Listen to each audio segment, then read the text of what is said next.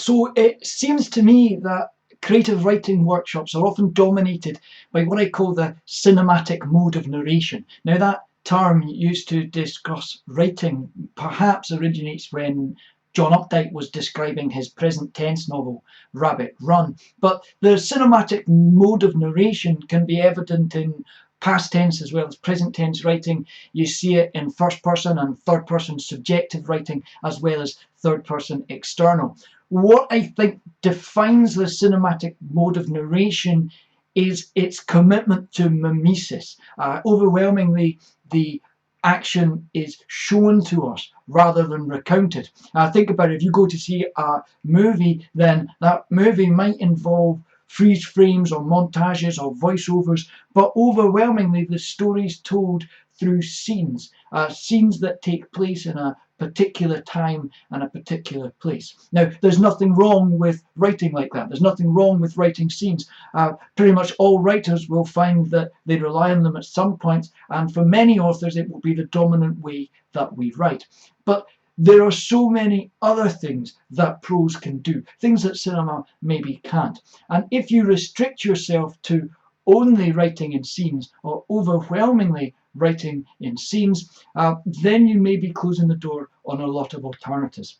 What I want to do here is have a look at just 30 of the many alternatives that do exist. Now, of course, the alternatives that are available to you will depend on whether you're writing in the first person or the third person, whether you're writing in the present tense or the past tense, but whatever point of view you use, whatever perspective you're writing from, there are alternatives to just writing in scenes. So what I want to do first of all is give you an example of what I mean by the cinematic mode of narration, and then I'll consider some temporal and other alternatives. So here's an example then. It's 8 a.m. The knob on the cupboard door is missing and he prizes the cupboard open with his fingertips. He reaches up for the cornflakes, pulls them down. The box is light. He sets it on the table and reaches for a chipped bowl that lies on the drainage tray. The bowl isn't quite clean, he sees, but it will do. He empties the box into the bowl and scrunches the box into the rubbish bin. When he opens it, the fridge smells like damp clothes. He finds the milk and sniffs it. It's all psychological, he thinks. He splashes it onto the cereal. Small drops land on the table and then disappear, like snow that melts on the ground. He sticks 2 slices of bread in the toaster, knowing he'll forget, knowing that the clunk will startle him, and then he sits at the table to eat. He is irritated that the newspaper has not arrived. Suddenly he hears a terrifying crash. He jolts backwards, drops his spoon. Police! Police! Freeze! A second later, the toast pops. So very much it is a pretensive objectivity in how the events and even the thoughts are recounted, and it's located in a particular time and place and following a particular chronology. Let's think about some alternatives. First up, temporal alternatives. For instance, a declarative overview. This is really underused. It's a great way to introduce a section or a short story. For instance, in the morning, he was raided by the police. 2. The simple summary, in which narrative time is less than story time. For instance, it's 8 a.m. He prepares a breakfast of cornflakes and toast. He is still eating when the police arrive. 3. Reported speech. This is the form of simple summary in which you describe a conversation instead of quoting the exact words used. So, for instance, later at the police station, they asked whether he knew this guy and that guy and where he'd been on this day and that day, and sometimes he knew the answer and sometimes he didn't. They asked whether he had debts, whether he took drugs. They asked about his ex-wife. Look, he said, once the interview started to go in circles, I'm trying to help you guys. I really am. 4. The descriptive pause, in which there is narrative time but no story time. He sets it on the table and reaches for a chipped bowl that lies on the drainage tray. The bowl isn't quite clean, he sees. It is flecked with 3 or 4 stubborn dots of grey. It is a chipped bowl with a sun-yellow rim, and its outside is embossed with a faded pattern of sunflowers. On its inside, the bowl has been scratched in grey lines that remind him of a diagram from science. The bowl is the last thing he sees before the police enforcer smashes his front door. 5. Ellipsis, in which there is story time but no narrative time. In the morning, the police arrived. 6. Montage summary. This is where a montage of specific examples gives an impression of what happened over a period of time. So, for instance, At breakfast, the cupboard door is broken, his bowl is chipped, his fridge smells, and he is startled by the clunk of his own toaster. It is a dismal way to spend his last morning of freedom. 7. Continuous.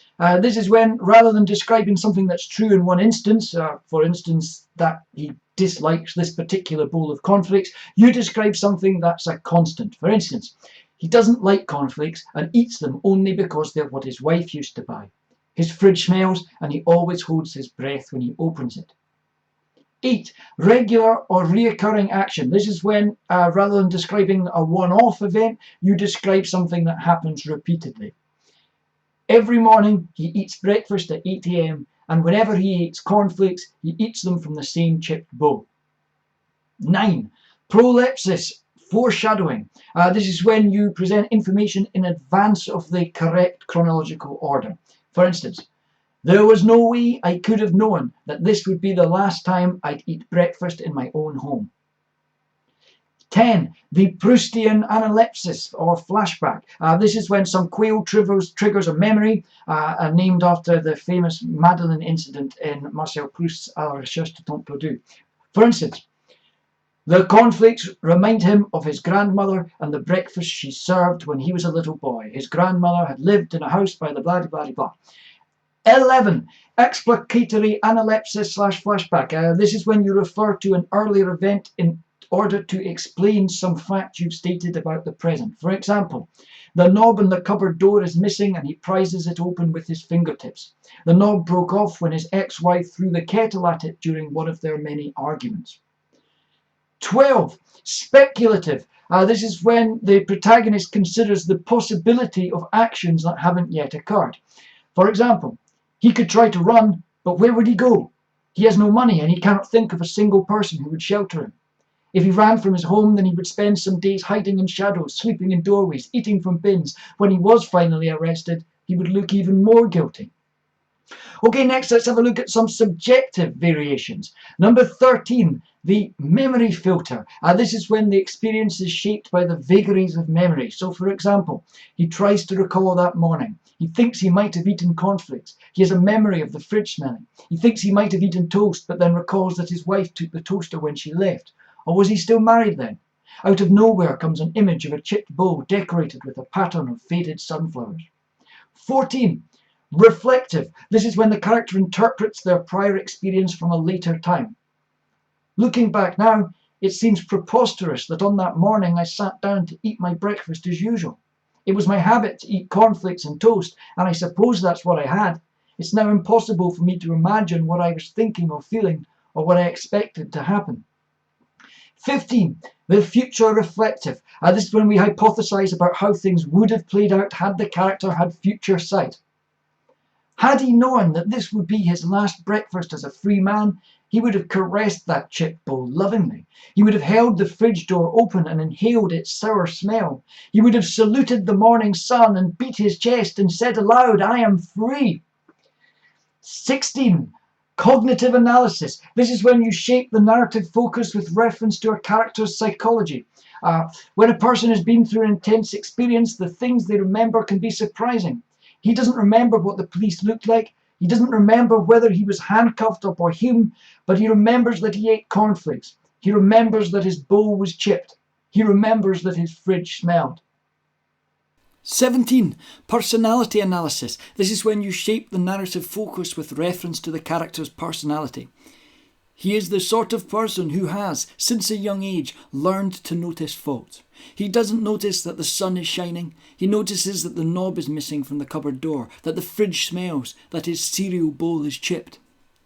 18. The hypothetical. This is when the narrator, or sometimes the author, acknowledges her lack of information but imagines the scene anyway. This is normally used by first-person narrators, but it can also be deployed metafictionally. I cannot know what Jim did that morning, but I like to imagine that he ate his cornflakes as usual. So let us picture him pouring his cereal, inspecting his milk, waiting for the toaster to clunk, quite oblivious to the gathering storm. 19. The question form. This is when the narrator, again, sometimes it can be the author, acknowledges a lack of information and seeks to consider possibilities. What did Jim do that morning? Did he eat his breakfast as usual? Did his hand shake as he reached for his cornflakes? Did he notice whether the milk was stale, whether his bowl was chipped? Was he, in fact, completely oblivious to how his life was about to change? Next, let's look at the opposite, some objective variations to the cinematic mode of narration. Number 20, the simple objective. This is when you present a statement that is independent of the character's immediate situation. Burton-under-Trap was not the sort of place where the police made morning arrests. It was a neighbourhood full of families who breakfasted on flax and chia seeds, where parents commuted to work in BMWs and children left for private schools carrying clarinet cases. And yet, no sooner had I eaten my cornflakes than the police broke down my door. 21. Man on the Clapham omnibus. This is when you invoke an everyman through whose eyes we can witness the scene. Were a stranger to have entered his kitchen, then they would within minutes have discerned that here lived a man alone, and that said lonely man was chronically unhappy. The stranger would have noted the one chipped bowl, the unfixed cupboard door, and the meagre stock of food. Were the stranger to have opened the fridge, they would have recoiled at the sourish smell. Another type of variation is when we generalise. So for instance, number 22, universalisation. This is when you espouse some supposedly universal human truth. Breakfast is not a time for conversation. Nobody wants to make small talk while still mourning lost sleep. In any case, Jim has nobody to talk to. It's 8 AM and he's alone. 23. Localised universalisation, in which you espouse some human truth that's supposedly shared within a particular area or group. All across suburbia, people are sitting down to eat breakfast, slurping their cornflakes and being startled by the clunk of toasters that they themselves only recently set. 24. Appeal to shared experience. This is when you refer to the reader's own experience of what the character is doing or feeling. For instance, once you add the milk to your cornflakes, you're in a race against time to eat them before they go soggy. Or you could write this more formally: once one adds milk to one's cornflake, one faces a race against time to eat them before they go soggy. 25. Stereotyping. I love this one. This is when you generalise about a type of person. Men of a certain age who live alone like to read at breakfast. They distract themselves from their loneliness with the newspaper, if they have one to hand, with their phones, if they can work them, or with the cereal packet, if nothing else presents itself. Finally, we have reflexive variations. These are variations that break the fourth wall, as they say in theatre. 26. Second person address. This is when you address the reader directly. You probably don't want to hear about what I ate for breakfast, but since I'm committed to detail, please indulge me. 27. The second person imperative. When you boss the reader around, you tell them what to think or how to behave. Listen, don't think that when the police gathered on Church Street, Jim made a panicked call to his lawyer or thought about climbing from the bathroom window. Believe me, he didn't. No, he ate his cornflakes as usual. 28. Metafictional. This is when you refer to the story's status as a story and or piece of writing. For instance, when telling a story, it can be difficult to account for the dull moments in a person's life. But sometimes the dull moments can be the most important. If I describe in detail the breakfast I ate, it's not only to add some verisimilitude, but also because later in prison I will think of this breakfast so often. 29. The implied reader, in which you refer to an imagined reader. As an earnest reader of literary fiction, your breakfast probably consists of chia porridge with flaxseed and maybe Argyve syrup. Jim made do with cornflakes and toast. And finally, 30. Postmodern, in which you contrast or compare the character's experience with the hyper-reality of television or film or etc. In commercials for breakfast cereals, everyone is always smiling. They are grinning their white teeth at nothing in particular. Jim pours his cornflakes and parodies a smile, a gesture that will be seen by nobody. And these are only 30 options. There are loads. For instance, one of my very favourite short story endings is from Dennis Johnson's work. It concludes like this. The vine had no jukebox, but a real stereo continually playing tunes of alcoholic self-pity and sentimental divorce. Nurse, I sobbed.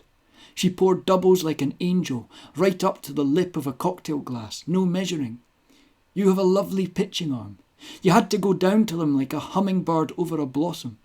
I saw her much later, not too many years ago, and when I smiled she seemed to believe I was making advances.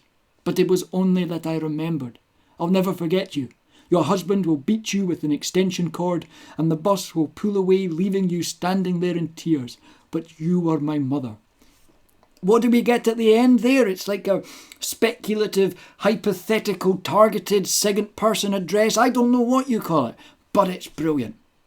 Thanks a lot for watching, and good luck with your writing.